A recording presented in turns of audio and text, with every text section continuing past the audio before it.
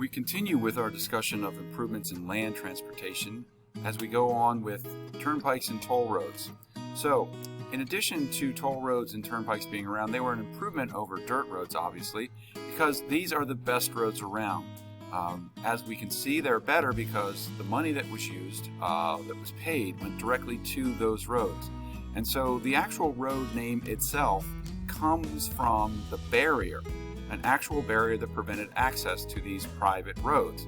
Once you paid, there was a pike, a sharp, long pole that was turned, and you were given then access to the road, thus turnpike. The idea was from that action. So here we can sort of see an early toll booth. Here, this is turn of the century, 1920s probably. You can sort of see by the style of the car. This is a toll booth to cross this bridge. So many of you might be familiar with tolls to pass bridges today, so they're still in existence. This is the 1940s, obviously, as the title says. This is on the Pennsylvania Turnpike, which was one of the earliest turnpikes built here in the United States. And then this is in the 1950s, and then finally modern toll booths with the idea of the emergence of E-ZPass. And so eventually these ideas of toll booths here with people in them will be a thing of the past. We discussed it in class, the idea of how E-ZPass works through radio signals within the vehicle, and then they correspond to things at the actual gate. And so you can basically work the whole process autotop, without any kind of help. So there's not going to be a need for somebody to actually take your money. Now, I always throw this picture in because I think it's kind of funny to show the problems of modern toll booths. I don't know who decided that they thought could go through first, if it's this guy in the Nissan or the guy in the Honda, but if your eyes are very good, you can see that they're both from New York. So the whole joke is New York drivers are the worst, maybe even people from New Jersey, but don't hold that against me. All right. So we also have to discuss the idea of the emergence of these things known as corduroy roads. And hopefully you remember in your reading, corduroy roads get their name because cords is the way that you actually purchase wood, and you used cut wood to basically make a path. And I know it looks like a train track, but really what they do is they cut down trees. They then, of course, split them down the middle, and they use those in the road. And this is an improvement over dirt paths because they're linked together and the rounded side is out. And I know you think of it as bumpy, but sometimes they would put down crushed shells or stone over top of it. So this was the first step and the first development in ideas of corduroy roads. You can sort of see here where there's either an incline or a decline, and it was meant to be a place of better traction, especially for the horses as they try to push up the hill. Their hooves can get into the rounded portions of the log. Now, I'm just going to show you a short video. Hopefully this works, and we'll go from there. Hi, I'm Dan Horn with Discerning History. Roads have always been crucial to connect people together. You need roads for people to be able to work together to build things and to be able to communicate one with another. When we look around us in America, we have roads all over the place. When the settlers first came, it wasn't that way. This was wild wilderness, and it was difficult to make roads. When they started making roads, the easiest way to make a road is to cut down the trees and to level the ground and leave it dirt. Dirt works fine as long as it doesn't rain. Once you have heavy rains, as you take your carts through there, the carts will stir up the mud and the road will become impassable. There was a solution to that called a corduroy road, which we want to show you today.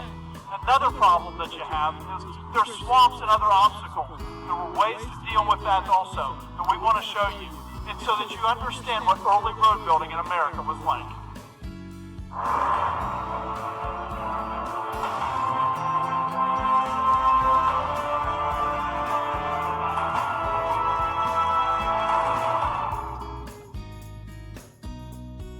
One of the solutions to the problems with muddy roads was called corduroy roads.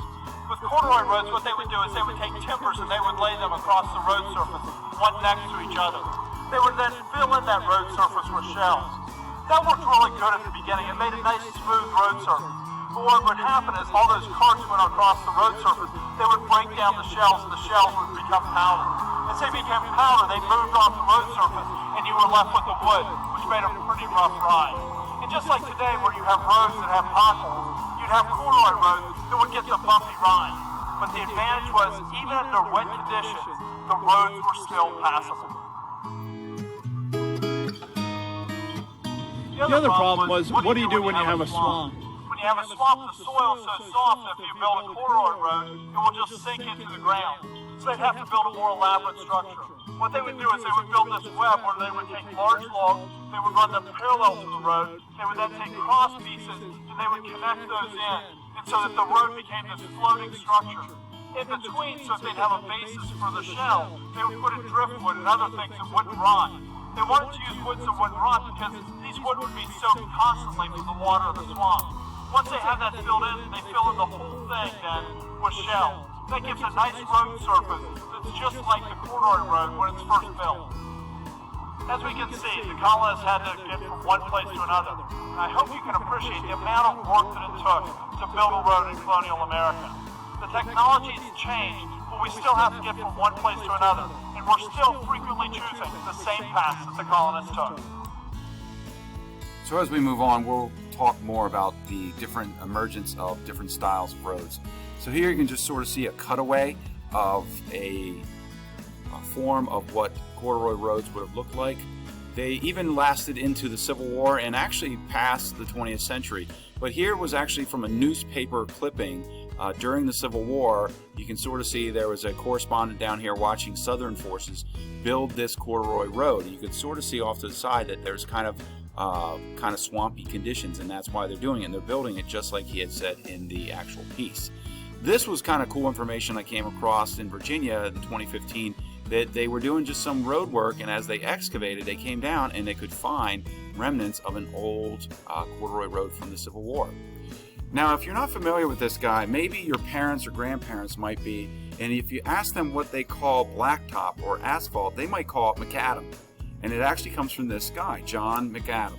And what he did is he improved roads because he used a variety of various types of crushed stone. And what he did, instead of just making a dirt path and clearing it, he had it excavated and then had larger stones at the bottom, middle-sized stones in the middle, and then a series, probably about 6 or 8 inches deep, of crushed small stones. And the reason for that, as rain would come down and hit this, instead of it puddling and then making ravines and kind of ruts in the road, it would be able to pass through the small stone, through the middle stone, eventually into the bedrock, and the road surface would remain intact. The continuation of improvement in roads deals with a new type of road that is actually funded by the government. It's going to be known simply as the National Road, or the Old National Road. And this was an idea that dates back even to Washington and Jefferson, but doesn't actually come around until through the time period of Madison, when he was president. So if you look here, the National Road is built, and it is built from basically Maryland to Illinois. And the importance of it is it's the first federally funded road in the United States. Roads had been in existence, but they were paid for by each individual states, just like some are today. Certain states pay for their own roads, state roads, and then certain ones are paid by the federal government. Those would be interstate roads. So this one is really important because it's the first one that's funded by the government. So it actually begins in a place called Cumberland, Maryland, and it's going to stretch to the Midwest and Illinois. And the importance of roads is that it creates and improves the economy and links the country together. And so think about it when you go on vacation, think about it when packages arrive. They all arrive on the network of roads that link this country together. And so the better and more improved and efficient our road systems are, the better the country grows together. Hi, I'm Mr. Cass at Middle School, and you're watching West Virginia History in 2 minutes or less. Today we're going to talk about the National Road. Not much of it went through West Virginia, but it did go through Wheeling, which was our first capital. Here we go. President Washington and Jefferson paved the way by seeing the importance of opening the West so our young nation could stay united by making a national road, which should be funded by the federal government. The first interstate would be a standardized road that started in Cumberland, Maryland, and would stretch to the Ohio River through Wheeling, West Virginia. The first stretch was fully finished in 1821 at an estimated cost of $1.7 million. They decided to use McAdam-style paving with the smallest stones on top and the largest on the bottom. Workers actually used the size of their mouth to determine their correct size, even though they were supposed to use a 1-inch metal ring. This standardized road would be 20 feet wide and be angled so that water would drain off into ditches bridges on either side. Once this first phase of the National Road was complete, all sorts of goods began to travel both east and west along it. Everything from mail to Conestoga wagons full of people and animals, tobacco, coffee, and many other goods. As trade increased along this new route, new towns, stopovers, and many other things popped up. Thanks to this newly constructed road, the travel time from east to west was cut in half. Some of West Virginia's most iconic bridges were built during this time, including the Elm Grove Stone Arch Bridge and later the Willing Suspension Bridge. Completed in 1849, the Willing Suspension Bridge was 1,010 feet from tower to tower and was the largest of its kind in the world. That's 1 foot shy of 2 Washington monuments on their side. The National Road, with all of its travel, as well as the increased population, helped Wheeling become the first capital of West Virginia, and later became an industrial powerhouse in the early 20th century. Although this road would lose its popularity when the railroad first came through, it was reinvigorated with Henry Ford's Model T. Although there were many potholes to avoid when building this road, it bridged the gap between east and west, and the rest is history. Let's take a look at a map. So as we discuss this idea of the National Road, it starts in Cumberland, Maryland, as the video sort of showed you, and then stretched up through the southwestern corner of PA, and then over through the Midwest of Ohio and Indiana and Illinois. Now, as they mentioned in the video, you can sort of see how long this part takes, and then this stretch is going to take more, like 3 times the multiples of that, meaning it's not going to reach middle of Illinois until about 1850. So building of roads is very long and time consuming. So the point is the National Road is built between Maryland and Illinois, and it's going to take from 1811 through 1850. Now there is a large period of time, about 2.5, 3 years, where during the War of 1812 it's actually put on hold. But we're going to end here, and then we're going to pick up finally with improvements in water transportation and end section 10.1 next.